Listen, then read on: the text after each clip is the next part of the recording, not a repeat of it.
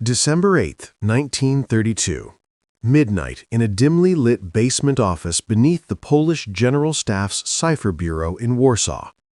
The air hangs heavy with the scent of cigarette smoke and oiled machinery. The only sounds the faint tick of a wall clock and the rustle of perforated paper sheets scattering across a cluttered desk. Marian Rejewski hunches over his workbench, his fingers dancing across the rotors of a salvaged German Enigma machine like a pianist composing a symphony of secrets. The device, a squat box of wires and wheels, mocks him with its complexity. Each key press scrambling letters into an impenetrable code, billions of possibilities shifting with every turn. But Rejewski, a young mathematician with a mind sharper than any blade, isn't deterred. He's been at this for months, piecing together fragments from a French spy's dossier and his own relentless calculations. You could almost feel the chill of the underground room, the frustration building as equation after equation fails under the glow of a single desk lamp. Outside, Warsaw sleeps under a blanket of snow, oblivious to the storm brewing across the border. Hitler's rise whispers through Europe like a gathering wind, but here, in this hidden lair, Rejewski wages a private war. He feeds perforated sheets, his catalog cards, into a makeshift cyclometer, a contraption of his own design that whirs and clicks like a mechanical heart. Each sheet, punched with holes representing Enigma's permutations, is a map through the chaos. Suddenly, a pattern emerges. His eyes widen as the math aligns. The daily key settings, those elusive starting points for encryption, reveal themselves not as random noise, but as cycles he can predict. It's ingenious, almost magical, reverse engineering the beast by exploiting its own wiring flaws. Rejewski leans back, lighting another cigarette, the flame illuminating the triumph in his face. With collaborators Henryk Zygalski and Jerzy Ruzicki, they refine the method. They build bombed machines, electromechanical marvels that simulate dozens of enigmas at once, slashing decryption from impossible eternities to mere hours. Imagine the thrill. An intercepted German message, garbled nonsense to the trained eye, unfolding into clear orders under their gaze. Troop movements, supply routes, diplomatic whispers, all laid bare. But this isn't just academic victory, it's a lifeline for Poland, staring down the Nazi juggernaut. As 1939 dawns, the pressure mounts. German enhancements to Enigma, more rotors, plug boards, threaten to undo their work. Rejewski's team pushes harder, their perforated sheets evolving into Zygalski's ingenious sheets method, overlapping patterns like translucent veils to pinpoint keys. In July, with invasion looming, they make the fateful handoff. In a clandestine meeting near Warsaw, British and French intelligence officers, Alan Turing's predecessors among them, receive the blueprints, the machines, the knowledge. Rejewski watches them depart, a mix of relief and foreboding in his chest. He's doomed Nazi communications, but at what cost? The knowledge crosses the channel, seeding Bletchley Park's Ultra program. There, under utmost secrecy, Turing and his team scale it up, industrializing the bombs into room-filling behemoths that hum through the night.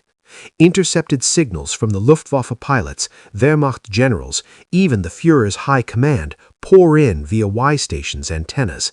Each crack echoes like a distant explosion. U-boat wolf packs thwarted in the Atlantic, their coordinates betrayed before they can strike. Convoys rerouted, lives saved. But the true power lies in the unseen. Allied commanders reading the enemy's mind, turning battles from guesswork to chess.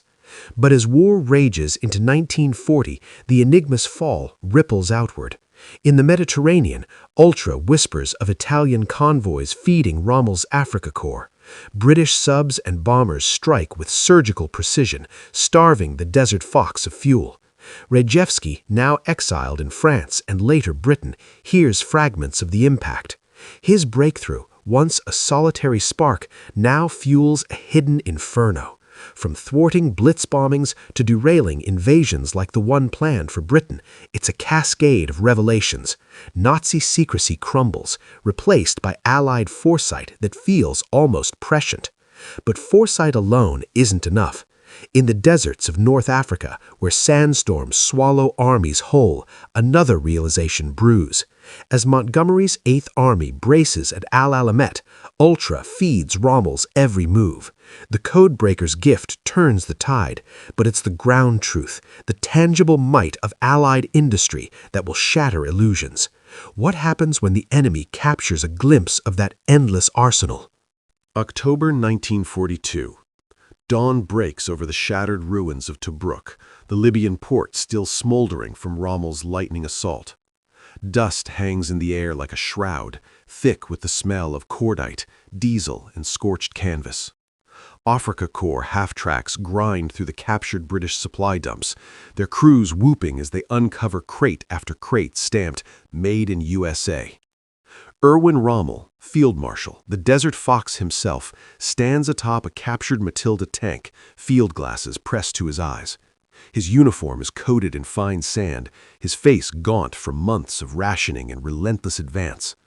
Below him, his quartermasters tear open wooden boxes, thousands of gallons of high-octane aviation fuel, tins of Spam and corned beef, cases of cigarettes, medical supplies still in factory-sealed packaging, even crates of gleaming new Jeeps and truck engines.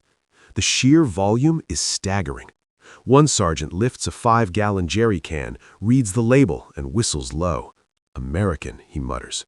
Another finds a stack of K-rations, enough to feed a division for weeks. Rommel lowers the glasses slowly. His adjutant, Hans Speidel, watches the commander's expression shift from satisfaction to something colder, more distant. You can almost hear the silence that falls over the command group as the realization settles. This isn't just captured loot. This is proof. Proof of an industrial machine across the Atlantic that Germany can never match. Rommel has always known the numbers on paper, America's shipyards launching Liberty ships faster than U-boats can sink them, Detroit churning out tanks and trucks by the thousands. But seeing it here, piled in neat rows under the North African sun, makes the arithmetic visceral. Every shell his guns fire must be carried 1,500 miles across the Mediterranean, past Malta's gauntlet of Spitfires and submarines. Every drop of fuel for his panzers arrives in dribbles.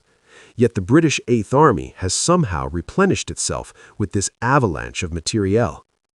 That evening, in the dim glow of a captured British tent, Rommel sits at a folding table littered with maps and empty coffee cups. His staff officers gather around, still flushed with victory. Tobruk has fallen. The road to Egypt lies open. El Alamein is only days away. They expect champagne, congratulations, the next bold thrust toward Cairo. Instead, Rommel speaks quietly, almost to himself. "We cannot win this war." The words land like a grenade. Heads turn. Someone starts to protest. Supply lines can be secured. Malta neutralized. But Rommel raises a hand. He points to a single crate still unopened, a brand new GMC 2.5-ton truck, olive drab, tires barely scuffed. "Look at this," he says, "fresh from the factory. They replace losses faster than we can inflict them.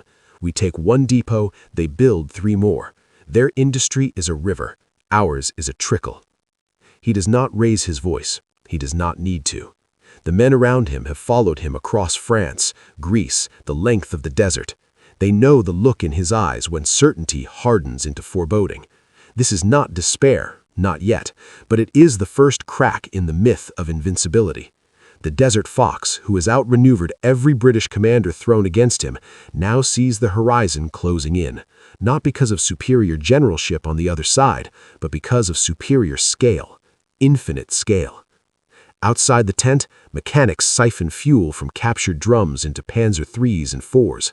The Africa Corps feasts tonight, American chocolate, tinned peaches, real coffee. But even as laughter echoes across the bivouac, a quiet unease spreads. Word travels fast in an army that lives on rumors. The general has seen something in those supply dumps that cannot be bombed or outflanked, something that no amount of tactical brilliance can overcome. Rommel folds the map, stubs out his cigarette. Tomorrow, they push east. Montgomery is digging in at El Alamein.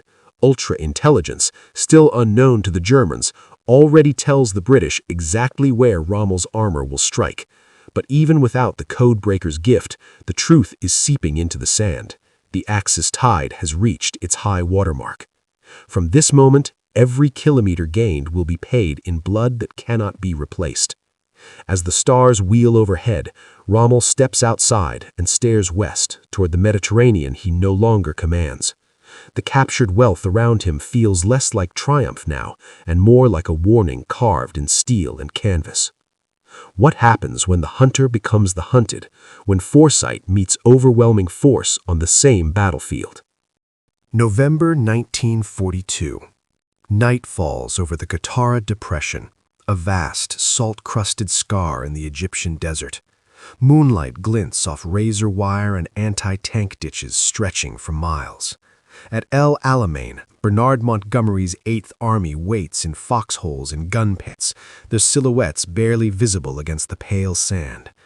Every man knows the next few days will decide whether the Axis reaches the Nile or is thrown back into the sea.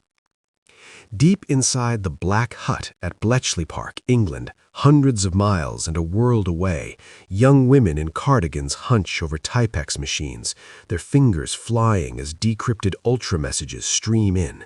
The latest intercept from Rommel's headquarters is chillingly precise. Attack plans, artillery positions, fuel states, even the exact hour he intends to launch his armor through the minefields. The Codebreakers have turned the Desert Fox's own radio traffic into a road map for his destruction. One operator pauses, whispers to her colleague, "They're going to hit right where we've concentrated the guns." The information races by secure teleprinter to Cairo, then forward to Montgomery's desert command post in a battered caravan nicknamed Mammoth. Montgomery reads the latest ultra summary by lamplight, his bulldog face impassive. He knows exactly what Rommel does not.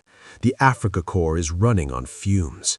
Captured American supplies have kept them moving, but the convoys across the Mediterranean are bleeding, sunk by submarines guided by the same decrypted signals. Rommel's panzers have perhaps 3 days of fuel at full throttle. After that, they become statues. Montgomery allows himself the ghost of a smile. The hunter has become the hunted, and the trap is set. Back in the desert, Rommel climbs into his SDKF Z-250 command half-track as dawn bleeds pink across the horizon. His eyes are red-rimmed from sleepless nights. Malaria and exhaustion have carved deeper lines into his face.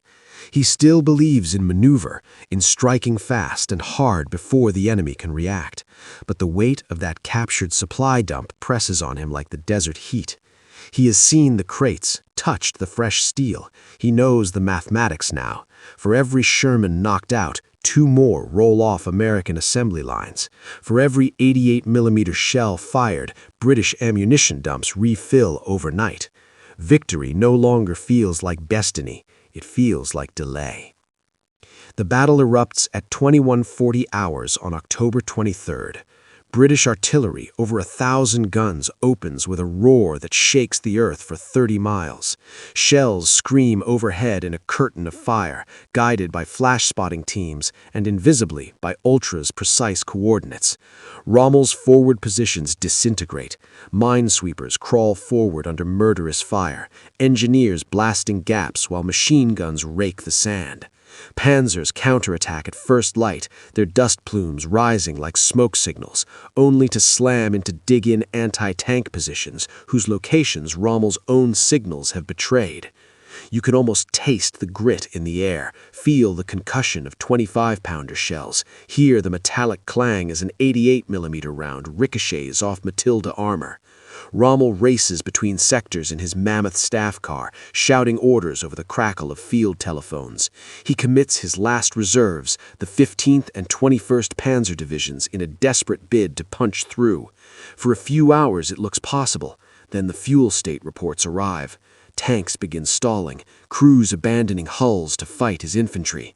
The breakthrough falters, then stops. By November 4th, the Africa Corps is in full retreat. Rommel stands on a low ridge watching columns of smoke rise from burning wrecks, his own panzers, Mark IIIs and IVs, gutted by 6-pounders and burning 75mm rounds from Shermans that seemed to appear from nowhere. He turns to his chief of staff, Fritz Bayerlein. He knows the war is lost, he says flatly. No theatrics, just fact. Bayerlein nods. He has seen the same endless horizon of Allied lorries stretching back to Alexandria, replenished by ships that never stop coming. The retreat becomes a race westward, past Tobruk again, past Benghazi, past the marble ruins of Leptis Magna. Every mile costs more vehicles, more men, more irreplaceable fuel. Rommel knows the endgame now. Tunisia will be the last stand, but even that is only postponement.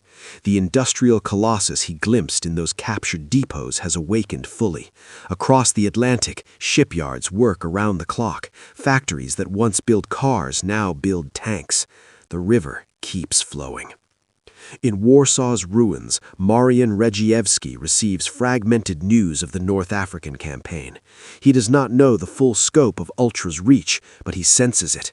His perforated sheets, his mathematical gamble have rippled across continents. A single breakthrough in a basement office has helped turn the tide of armies. From disbelief in Berlin's cipher rooms to defeat in the desert sands, the hidden war has become visible. Yet the cost is still mounting. The Allies press on, but so does the enemy. In the east, at Stalingrad, another pocket closes. In the skies over Europe, bombers climb toward German cities. The cascade of decrypted revelations continues, each one a small cut, bleeding the Reich dry. How does one man's quiet genius in 1932 echo through the final days of the war, all the way to the bunker in Berlin? April 1945. The Reich Chancellery bunker beneath a shattered Berlin. Concrete walls tremble with each distant Soviet artillery round. Dim emergency bulbs cast long shadows across the map room where Adolf Hitler hunches over a table covered in red and blue pins, most of them now clustered uselessly around the Capitol. The air is thick with cigarette smoke, damp concrete, and the metallic tang of fear. In the outer corridor, a signals officer, pale, barely 20, rushes in with a fresh decrypt from the Army Group's center front. He salutes stiffly, places the paper on the table. Hitler glances at it, then freezes. The message is not in code. It is a plain language admission from a corps commander. Ammunition exhausted, panzers without fuel, Soviet tanks advancing unopposed. But worse, the intercept had been read by the enemy before it reached German hands.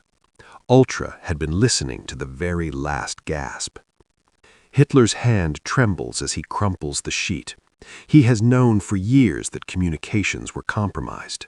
The Abwehr had warned of radio security breaches as early as 1941.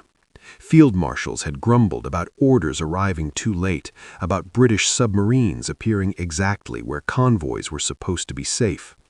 Yet he had dismissed it as coincidence, treachery, bad luck, anything but the simple, devastating truth.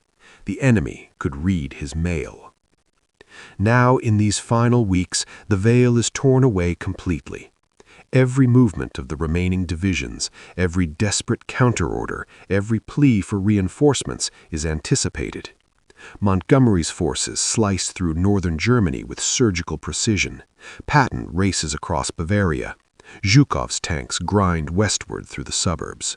The Führer bunker has become a tomb where decrypted signals arrive like death notices.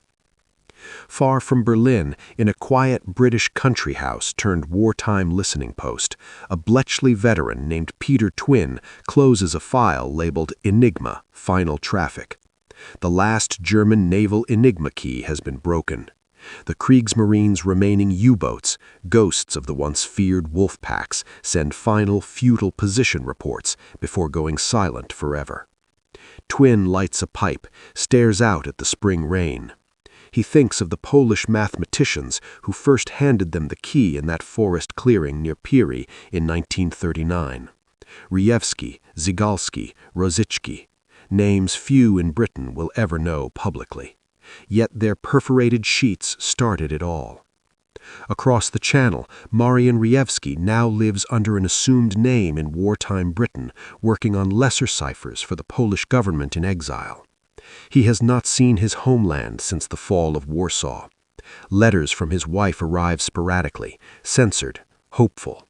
He reads newspaper accounts of the advancing Allies, of cities liberated, of concentration camps opened.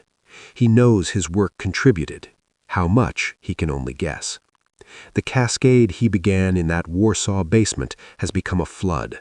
Millions of messages decrypted, thousands of lives preserved on convoys, battles turned by foreknowledge rather than firepower alone.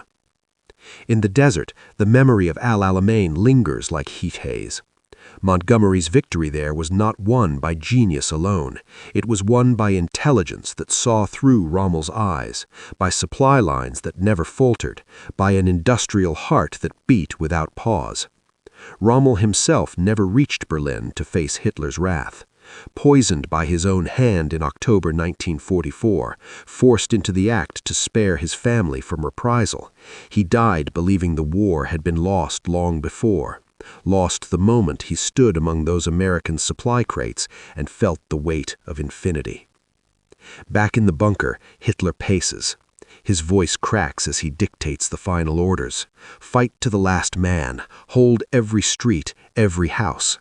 The generals around him nod mechanically, knowing it is theater. Outside, Berlin burns. Soviet infantry clears cellars with grenades and Tommy guns. The red flag will soon rise over the Reichstag. As the end closes in, one quiet truth remains. A Polish mathematician, working in secret with nothing but logic, perforated paper, and relentless will, helped unmake an empire built on conquest and secrecy. From a single spark in 1932 to the collapse of the Thousand-Year Reich in 1945, the hidden war decided the visible one. The signals fall silent. The rotors stop turning. The perforated sheets, once revolutionary, are now museum pieces or ash. But the echo endures. Knowledge, properly wielded, can outweigh steel and fire.